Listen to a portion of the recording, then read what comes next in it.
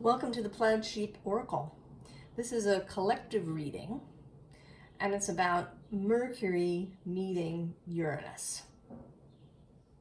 I was all set to do the Libra reading today, the last of the zodiac in this session, but I don't know, it didn't feel right. And then this Mercury-Uranus came up. And it makes sense. I did a different Mercury reading, and there's a plan to do a Mercury reading later in June when he meets the sun. So there seems to be some Mercury thing and also a Uranus thing, which is not surprising.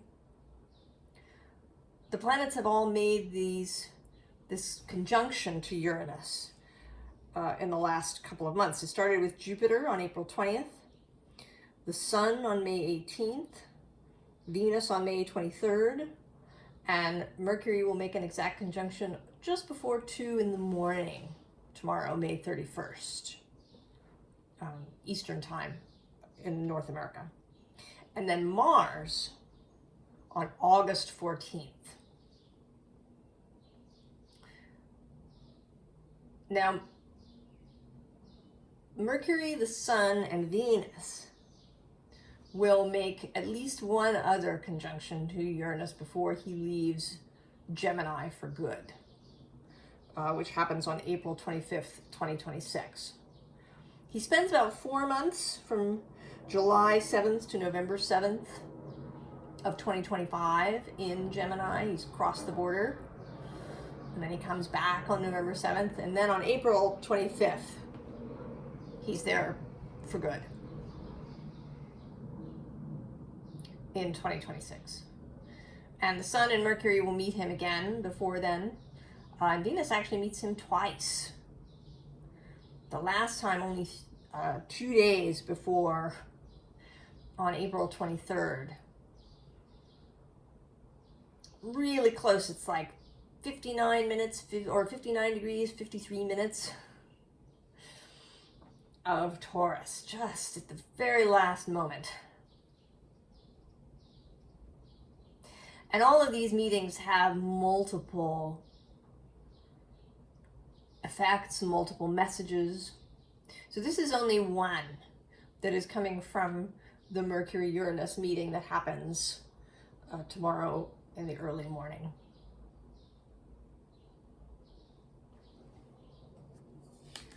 Now it's very interesting because Mercury, some people talk of Uranus as Mercury's higher octave,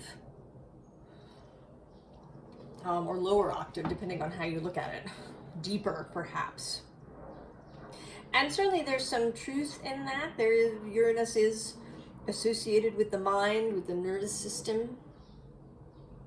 They both have a kind of trickster element to them. But I think Mercury is more about communication, about messages, also about going places where we think either we shouldn't go or we can't go. Mercury is a psychopomp. He's the one god who could cross over into the underworld, Hermes, to doing the Pluto-Persephone thing.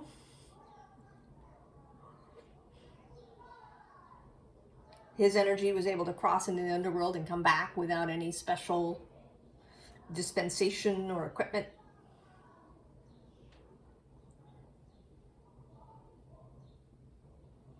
And then interestingly, after that, Persephone becomes the same. She comes and goes as well.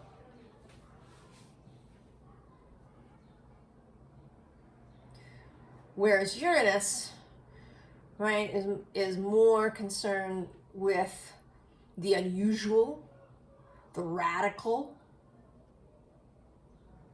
the change,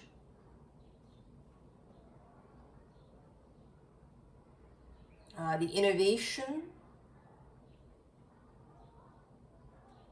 the upsetting of the status quo.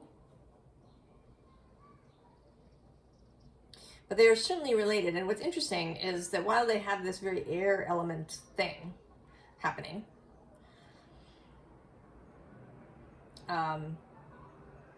the card that came out for them is She Who Flows. Right, the sunlight. There's trees outside the window and they're making the sunlight shimmer and shift like water here. Right, she feels as if she's underwater. She who flows. The card says ease, being open to change, go with the flow of life.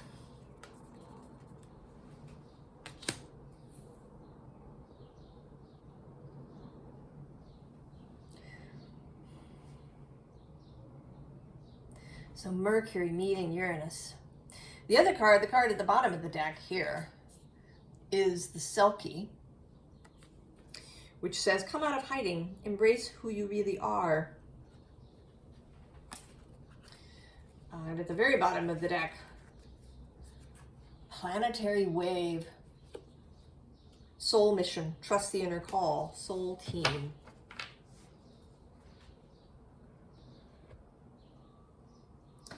So I think that this is not a specific message. It's not going to deliver, this is going to happen. It's more about the idea that something is happening. Because then, once Mercury is met with Uranus, he's then going to speed, because he's the fastest planet. And he's going to touch Jupiter, and then the Sun, and then a bit later, Venus. I think he doesn't catch Venus until a bit later. I'll have to look that up and put it in the description, maybe.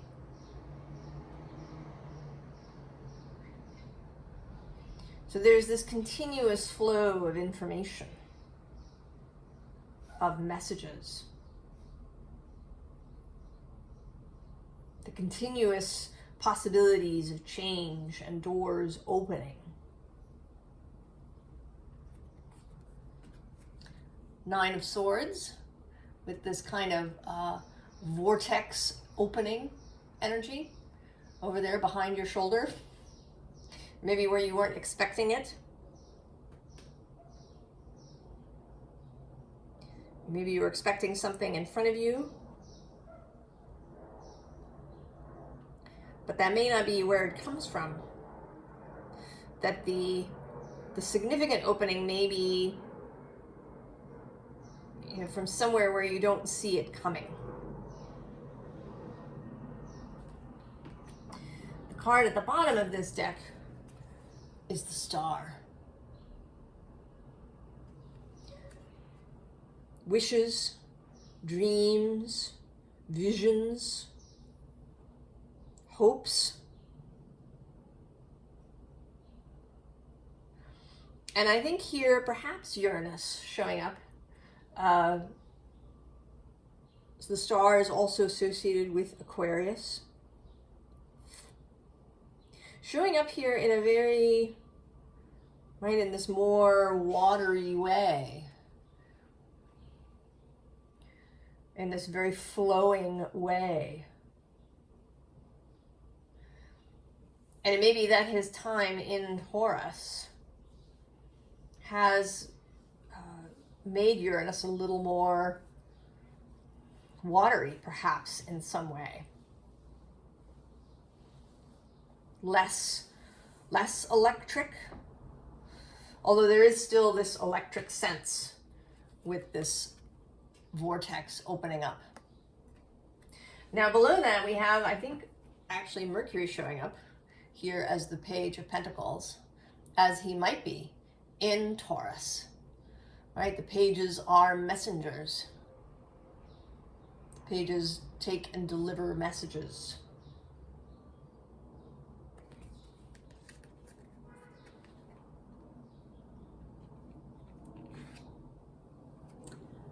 We begin with the Ten of Pentacles. Something coming to completion. And especially in this card, right? These two are working, they're sort of decorating this window. And it seems that maybe there's just one or two more bits that need to be added to this window.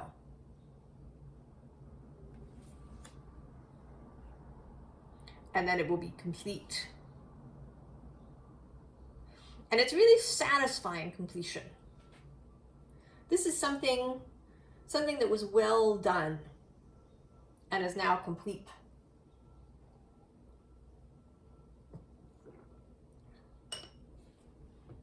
Something that you enjoyed doing. And something that may have been done either as a group or in partnership with someone, or maybe in partnership with spirit, with your muse. And now there is this completion. And so then we get death showing up here as the Phoenix. Also a nod to Scorpio across the way from Taurus. The new beginning. And maybe, because there's a vortex in this card too, so maybe these are two ends of the wormhole. And this Phoenix is just waiting for the signal. Perhaps the signal that the vortex is fully open.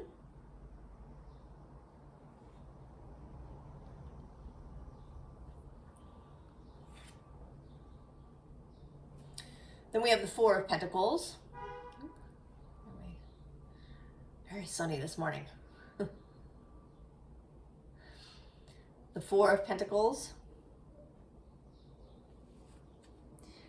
And this feels like packing. I know that actually, right in this image, it's the dragon's, sort of part of the dragon's body here that's curled around, and he's collecting these pentacles. But today it looks like packing a bag.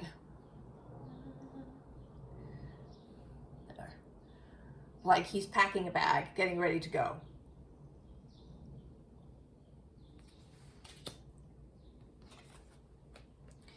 And then here too, with the King of Cups, right, there's this arrival of the message.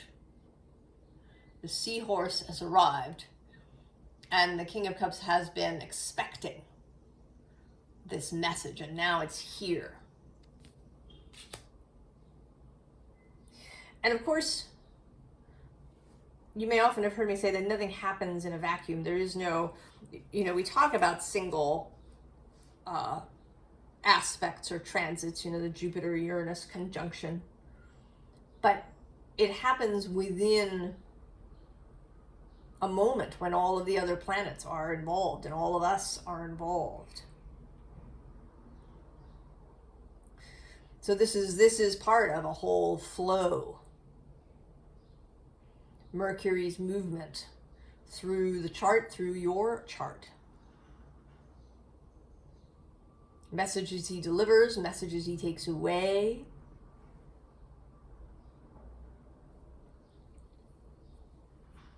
How you communicate, how you receive information.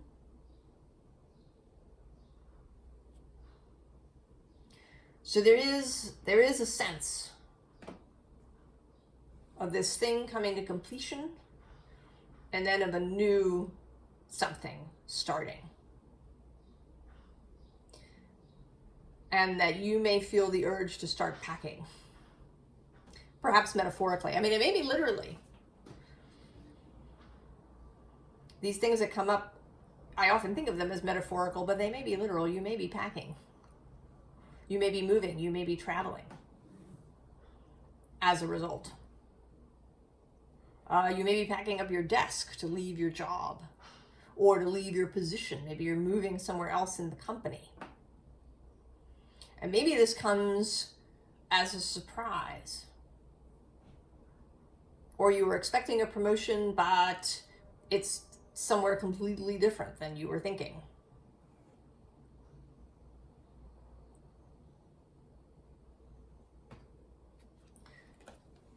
Ace of Discs.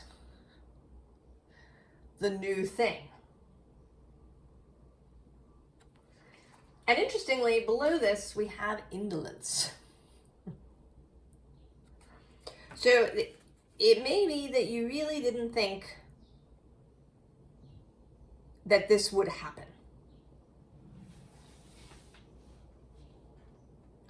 That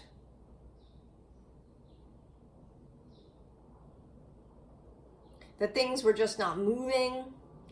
Maybe you were feeling a little apathetic about this. You know, maybe this was the promotion that you really wanted, but you didn't think that it was the one you were going to get. You know, maybe you really wanted promotion into a whole new department. And you were thinking, well, that's not going to happen. You were feeling, right? You were feeling indolent, apathetic, perhaps. Maybe a sense of ennui, of boredom. But the bottom of the deck, the unseen underlying, is the Knight of Wands.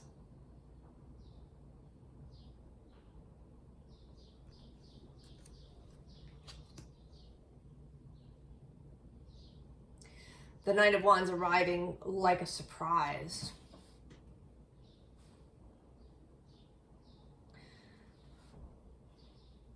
The result of something unseen.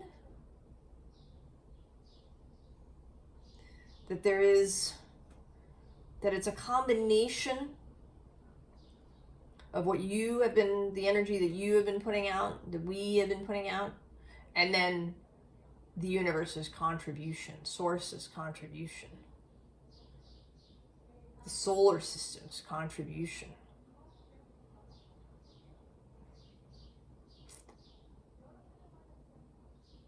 And then here in the middle, we have these two very authoritative cards, the Emperor and the Hierophant.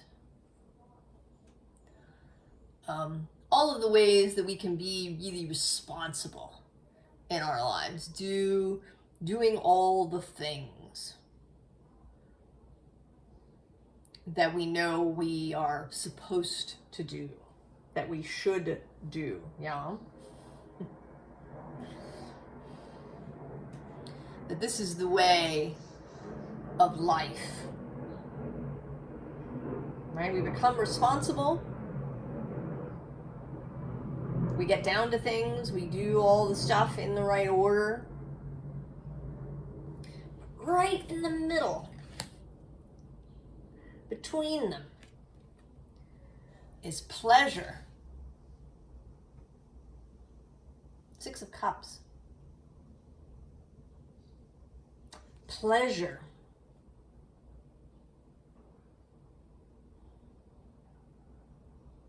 And this is the Sun in Scorpio. Deep pleasure. Pleasure of the body. Pleasure of the senses. Pleasure of the spirit.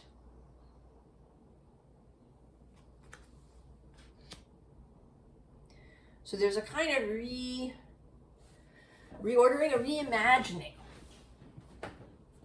Those are Mercury, Uranus. That's a Mercury, Uranus word, imagining and reimagining.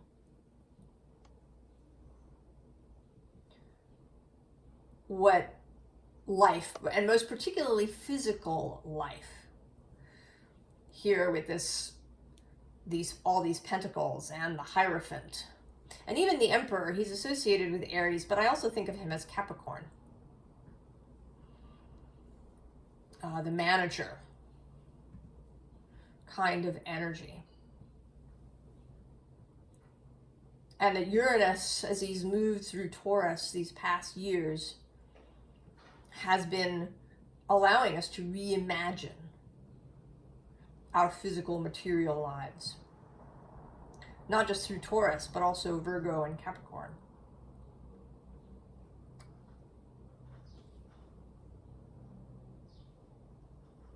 And now this moment with Mercury, the conversation that's going to occur between them about their experiences, what they've felt and experienced as they've passed through this space, what they felt in their communion with us. Because there is communion with us, between us and the planets. At least as far as I'm concerned. They are beings who have experience and attention and awareness and will.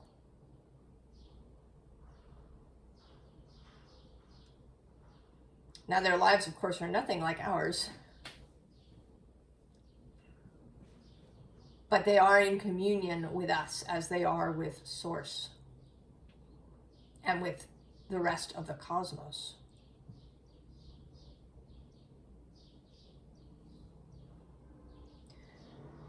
So in their conversation,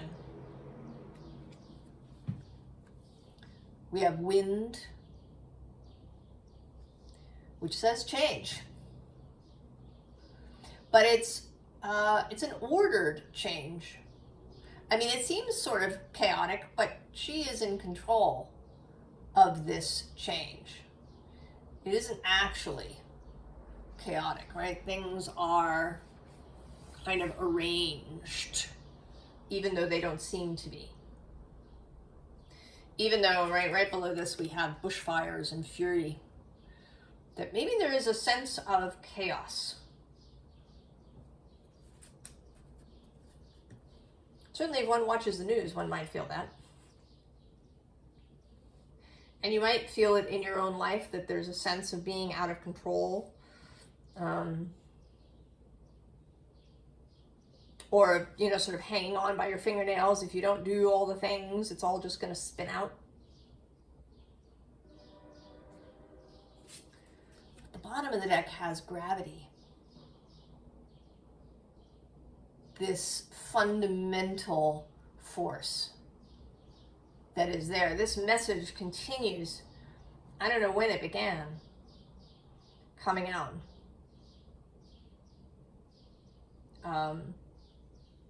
In my personal readings, perhaps as far back as 2020. And I think almost throughout the whole time that I've been doing this channel, fall of 2022. That relying, right, that you do not rely on outer stability.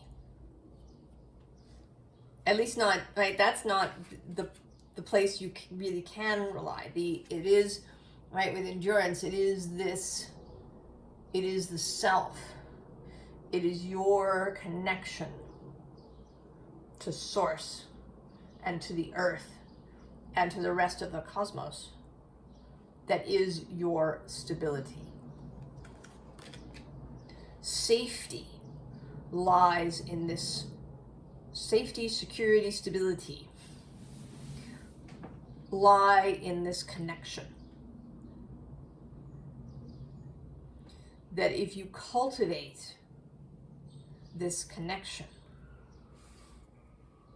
cultivate this inner strength,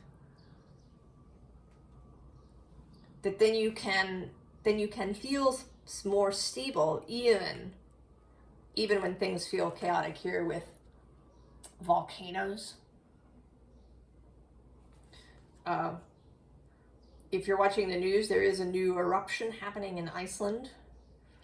And actually the Uranus-Jupiter conjunction, if you look at an astrolocality map, right, where you see the planets, right, their passage around and over the Earth, the Jupiter-Uranus conjunction, two of its lines run right through Iceland.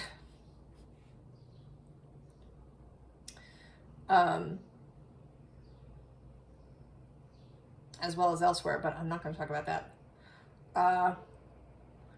So volcanoes, this sense of an uncontrolled event. And then also this dark matter mystery. But here, and this is certainly, right, very Uranus, all of this lightning going on. And then a sense of Mercury too with the butterflies. Butterflies as messengers.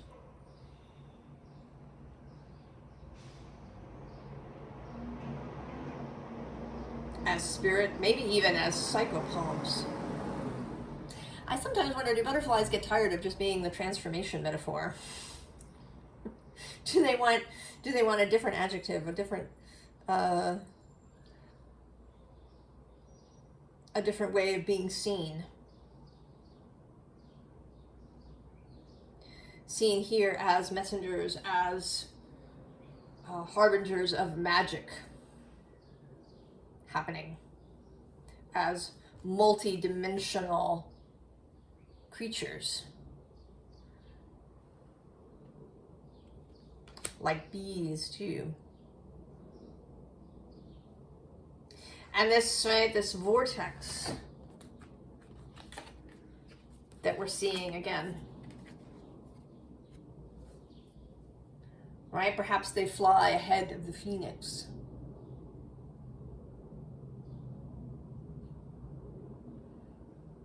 Another being who's always, right, the symbol of transformation, rebirth. But what about the phoenix's life before that moment? Phoenix doesn't just stand there continually bursting into flame and reappearing. There's a whole life in between. Do you need more adjectives, more ways of thinking of yourself? Do we all?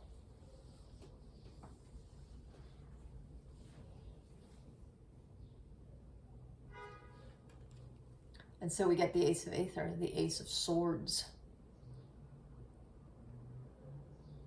Now, below that, we have some cards of indecision. We actually have 4, now that I'm seeing, cards of indecision. First, we have this 4 of Pentacles, which is like the 4 of Cups. All right, these are Nudibranchia. And how do you choose? What do you choose? The bottom of the deck is the Lovers, the ultimate choosing card. Which thing do you choose out of these 2 options? Then below that is the Hanged Man, below the 4 of Cups, the Hanged Man, who's more choosing. And below him is the 2 of Aether and the 2 of Swords. Like all of the choosing cards here showing up for you under this Ace of Swords. How do you choose? And then we have the Queen of Pentacles below that. The ultimate feeling card. Oh, and the Ace of Pentacles, the Ace of Fungi below that.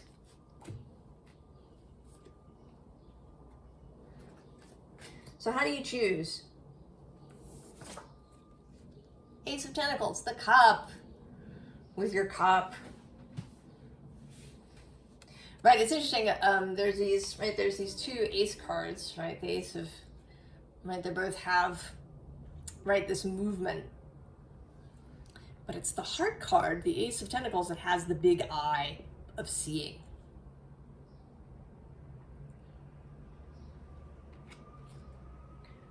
So the mind is lovely. The mind does receive things, it can coordinate, it can make plans. But the heart is the place that really sees clearly. Through all of, maybe all of this stuff that feels chaotic. And these 2 cards are moving purposefully right, first of all, into the Hermit, who today looks really kind of not focused. He's just kind of gone off into a reverie, or you know, we had a teacher when I was in high school who taught a history class, and oh, the poor man was so boring. And if you would go by his class when it was in session and you kind of looked at the students in there, they were all past that initial boredom stage, you know, where maybe you're doodling, or, you know, you're reading something under your desk, or you're passing notes to somebody. I guess today you might be texting somebody. And they were just kind of transfixed, right? Like staring off in the distance, almost in a kind of catatonic state. This is sort of what that's reminding me of. And then here too, Strength. Right, it's like, oh, you know, we don't know what else to do. We're really bored, Mom. We don't know. There's a little bit of sort of fighting going on down here between the lion and the tiger, and the lamb, poor lamb, is right in between. There's a sense of, I don't know that I would go so far as to say despair, but there's definitely a sense of boredom, of apathy, of ennui. And so these aces, these kind of messengery, Mercury-ish aces are going to blow right through that. And then we get the 10 of fungi again. So we begin and we end this with the 10 of Pentacles. But here, there's this celebration. It's like a return to life, a return to joy, a return to, right, feeling an excitement about life. Feeling that things are interesting and exciting and worth engaging with. Right? That it's absolutely worth it to put on pants and go out of the house.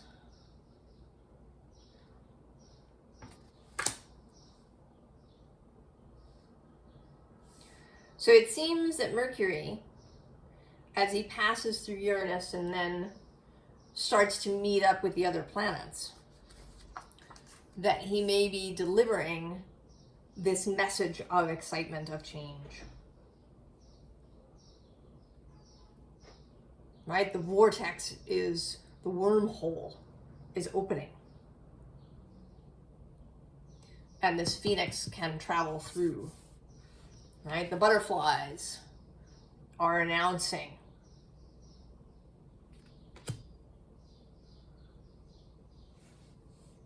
So certainly pay attention always whenever Mercury is involved to messages, to synchronicities, to changes.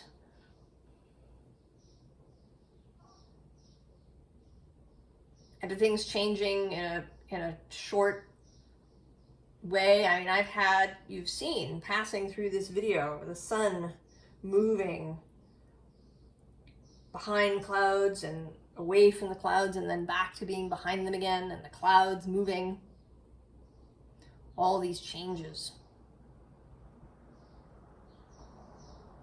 So paying attention, that it's important to pay attention even to the small butterfly-sized things. And that makes me think of chaos theory, right? This butterfly flapping its wings over here, and so we get a storm over there. That little things make a difference. And that little things can be like the first snowflakes that later become an avalanche.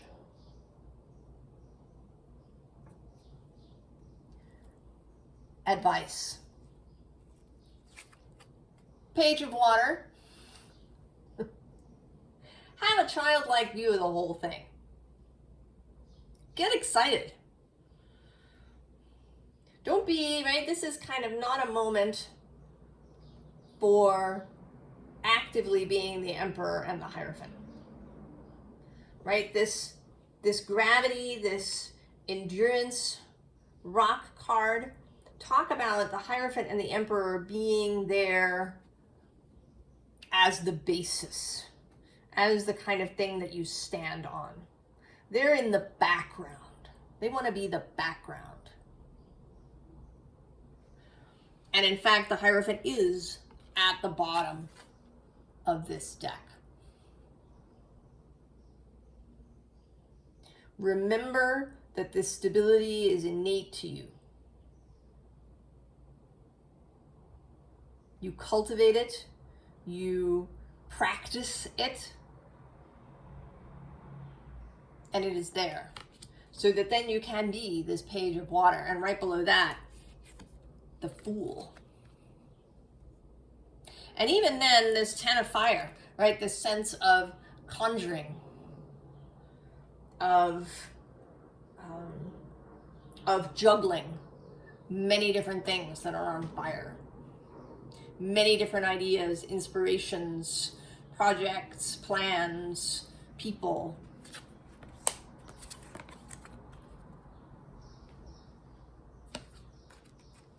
Nine of Fire. The nines are about mastery, coming into mastery of the element, mastering fire. Feeling more at home with these inspirations, with these, right, with this fire appearing out of nowhere. You know, it may come from behind you where you don't expect it, but you have the ability to master it. And then we have this King of Earth, but beside him is this Ace of Earth.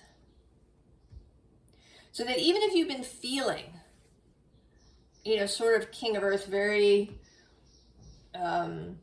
set, maybe set in your ways, very solid, maybe you can't really conceive of how things could change. Maybe they've been this way for a while.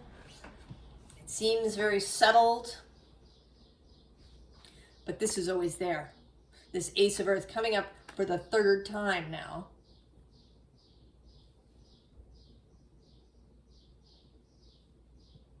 This newness that one can go from, you know, being sort of very settled and homebound, kind of, you know, metaphorically perhaps, to being the Stag.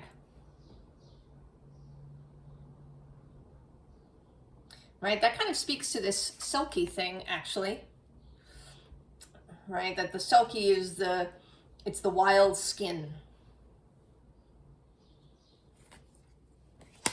That is with you.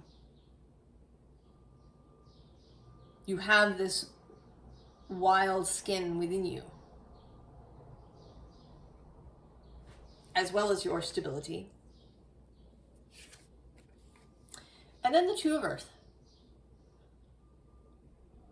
The choice again, choosing what it is that you want to do, and doing so with joy, doing so with ease. You know, she seems rather relaxed there on her rock. She's not, you know, she's choosing from her own pleasure. And choosing with, here, this face. There's a face up here. I don't know if you can see it with the light as it is now. Choosing with source, with her wider self. Taking pleasure in these choices. Venus is definitely part of this because it's all happening in Taurus, which is her home. Her essence is there in that space. where Mercury and Uranus are meeting. And where all these meetings with Uranus have occurred. And kind of that it is Venus who has the last word with Uranus before he shifts into Gemini.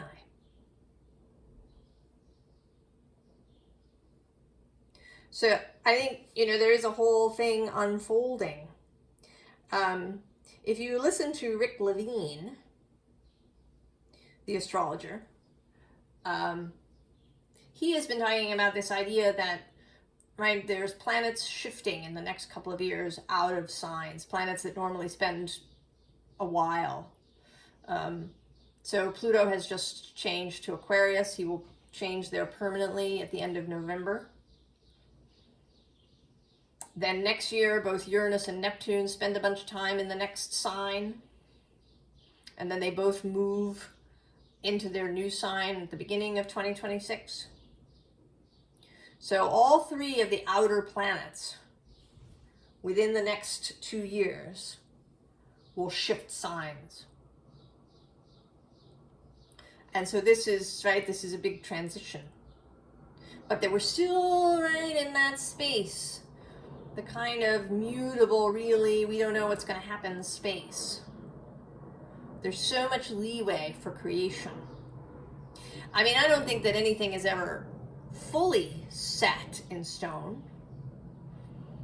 But certainly this is a period where things are more easily moved and changed. When we can really get our hands in the clay and do this reimagining. Because I think we all have a kind of mental map, even if we've never sat down and said, where I want to be in 10 years. There may be a kind of mental map, maybe partly subconscious, about how your life's going to go. And in these moments, in these radical, transitional, Uranian, Mercurial moments, there is real opportunity to shift these things and to change them and to turn in a new direction, to notice the vortex and welcome the phoenix. So I hope this was helpful, interesting, intriguing. And I hope that you have fun with this energy. I wish you the very, very best, and I will see you next time. So long.